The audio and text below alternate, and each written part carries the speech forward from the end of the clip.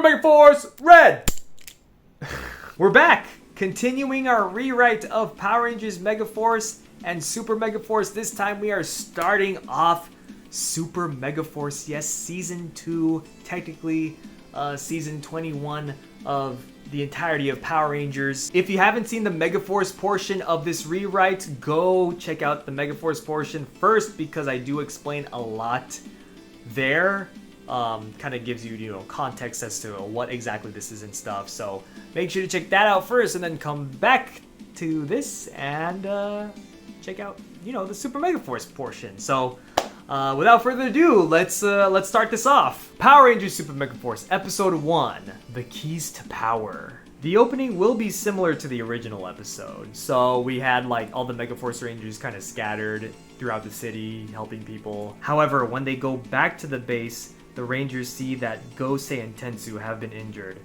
They're okay, and Gosei explains that the Super MEGAFORCE Ranger keys were stolen from him long ago by a faction of the Armada, which the Rangers will later learn that this faction was led by Kaizoku. The Rangers must unlock the Super MEGAFORCE keys in order to tap into the full potential of all the legendary Ranger powers. Gosei also tells them that the Rangers can morph one last time, thanks to Robo Knight. Kaizoku and the other Super MEGAFORCE Ranger key clones are attacking the city. The MEGAFORCE Rangers use the last of their powers to defeat the clones, who are turned back into keys. The powerless team obtains the keys just in time. The stones that are shaped like Ranger keys in the base are turned into Ranger keys. Yeah, so pretty much as soon as the MEGAFORCE team obtained the Super MEGAFORCE keys, that's when they were able to unlock the full potential of the Ranger keys and all of the legendary powers, because they did already obtain all the power cards. So the power cards are kind of like a prerequisite of this. It was the power cards and then the keys, and then now they're good. They can become Super MEGAFORCE. I definitely wanted them to feel that they earned these Super MEGAFORCE powers. They earned all of these legendary powers, Gosei transports their new legendary morphers to them. The team morphs into Super MEGAFORCE. The first legendary morph is Mighty Morphin. Yes, just like in Gokaiger, they transformed into the first team, Go Ranger. So in Power Rangers, I think it's only appropriate to have them transform into the Mighty Morphin team. So after the Monster of the Week, Hedridge, is defeated, Vikar sends down a giant monster, Tentacus, to attack the city. The Rangers use their new legendary Megazord to fight him. And just as a side note for these episodes, I will mention the legendary Ranger modes that are happening in each episode. So in this episode, we're going to be getting Mighty Morphin, Samurai, and Mystic Force. Episode 2, Earth Fights Back. This is going to be the tribute to Power Rangers SPD. This is also the debut of the legendary Delta Runner Zord. And this is when I get a little crazy with the budget. I go a little higher on the budget here because in Gokaiger, Captain Marvelous meets Decamaster. So kind of the same deal here. We're gonna have Troy meet Doggy Kruger. Now, I don't know if that Doggy Kruger suit exists anymore. Doesn't matter. Whatever, they can recreate it. Whatever, it's my choice. Troy meets Doggy, the Shadow Ranger, who has been traveling throughout the world in the current year to fight the Armada, for they have affected how things are in his time. And the legendary Ranger modes in this episode are RPM, minus red, Ninja Storm, also minus red, and a full team of SPD. Episode 3, Test of Courage. This is going to be the tribute to Mystic Force. At school, the Rangers talk about their greatest fears, and Jake apparently has no fears according to him. The Rangers take the skyship to fight a monster that takes it down, unfortunately. Gia, Emma, and Noah end up near a volcano, while Troy and Jake end up even closer to it. Troy and Jake meet Chip, the yellow Mystic Force Ranger, who leads them to the monster. So yeah, we're getting Chip in this. I'm pretty sure that his actor was also a voice actor for some of the monsters in Power Rangers, so I was like, well, why not just bring him to the front of the camera and, you know, have him reprise his role? Of course, all of the legendary rangers that I mentioned throughout Super Megaforce do not have access to their powers because, you know, the Megaforce Rangers have their powers and, you know, they are trusted with their powers already. It's not like, you know, in actual Super Megaforce, in the Megaforce that we got, they still have access to their powers somehow. Like, it really didn't make any sense. So we're gonna go kind of the Gokaiger route, where the veteran rangers don't have access to their powers, but they do trust this team of rangers with their powers. It's not gonna be like, they're not gonna like question them really. They're not pirates. The only real connection to like the whole pirate theme is the fact that there is Kaizoku, who is the red pirate villain of the show. His motif is kind of related to like the Super Megaforce keys because he stole them from Gosei, you know, a long time ago. So that's kind of really the only connection that we got there as far as the pirate theme goes. But, you know, that's really all I could think of. It's really hard to combine a angel theme with a pirate theme team and have it make sense.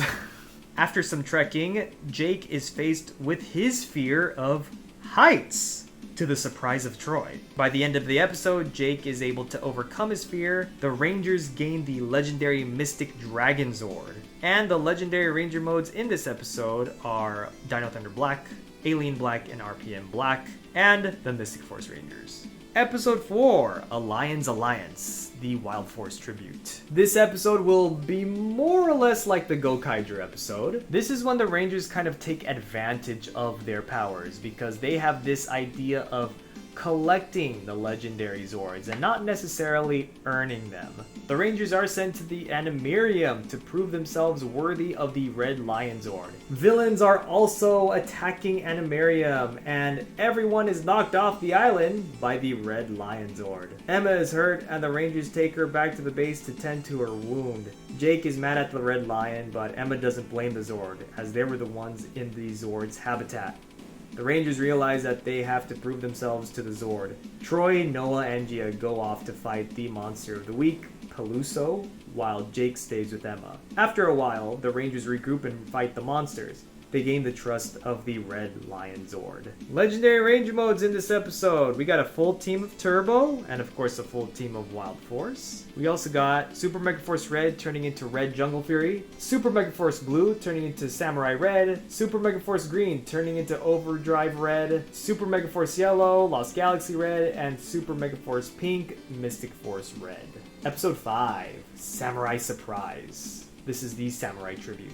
So if you remember in the Megaforce portion of this rewrite, I did mention a kind of character development with Noah and Jake, so, you know, that they learn from each other. And this is pretty much Noah taking charge, and not really willingly, but a rivalry is formed between him and Argus, because, you know, Gokaiger footage, you know. Argus will fight Noah again when he thinks he is ready.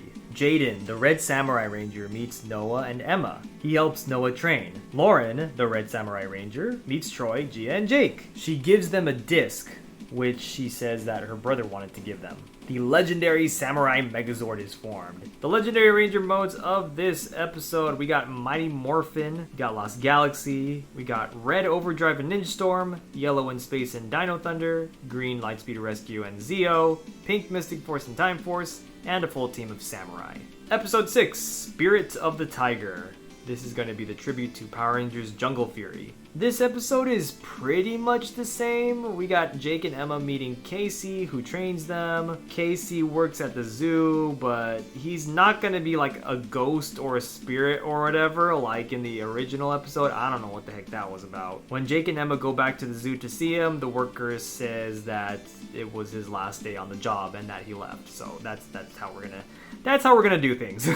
The legendary Ranger modes of this episode, we got Wild Force, Red, Blue, and Yellow only, and a full team of Jungle Fury, of course. Episode 7, we got Survival of the Six. originally Silver Lining Part 1. And the title of this episode is kind of a nod to Survival of the Silver, which was an episode back in Power Rangers in Space that revolved around the Silver Ranger. So, the original Silver Ranger at that. So, kind of a nod to the original Silver. A mysterious man is seen in a spaceship heading towards Earth. He has the legendary 6th Morpher, which he is using to track down an unknown source. As he approaches Earth, his ship malfunctions and crash lands on Earth. The scene cuts to the Rangers fighting a group of foot soldiers.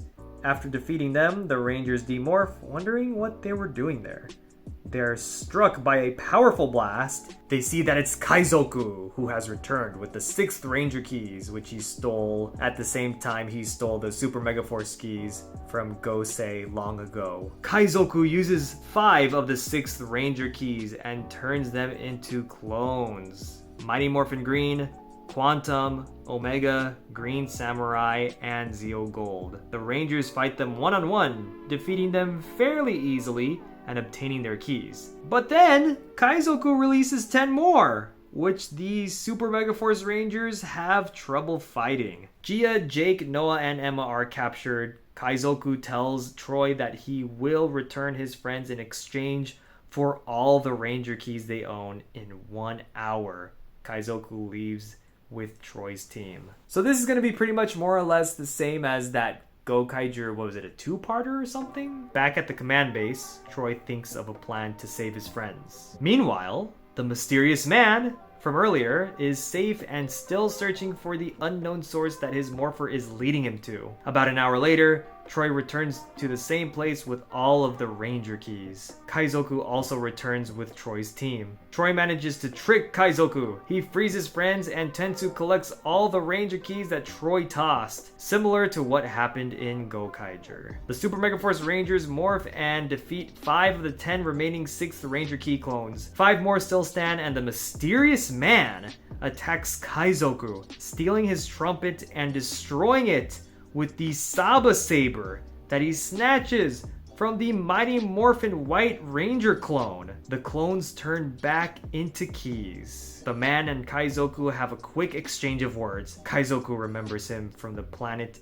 Andrasia. The man gains access to the 6th Ranger powers. To everyone's surprise, he morphs into the Silver Ranger. He briefly fights Kaizoku before the villain retreats, and the man introduces himself as Orion, the new Super Megaforce Silver Ranger. And there's one legendary Ranger mode in this episode that is Super Megaforce Green turning into Green Samurai. Episode 8, Silver Lining, originally Silver Lining Part 2. The Rangers head back to the base, and Orion explains that he is from the planet Andrasia, which was attacked and taken over by a faction of the Armada that was led by Kaizoku. Orion watched Kaizoku kill his people.